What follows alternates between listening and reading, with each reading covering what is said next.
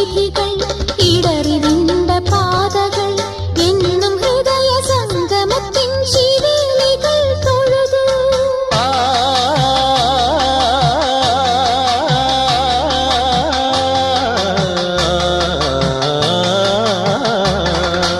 ഈ പ്രദക്ഷിണ വീഥികൾ ഇടറിവിണ്ട പാതകൾ എന്നും ഹൃദയ സംഗമത്തിൻ ശിവേലികൾ തൊഴുതു.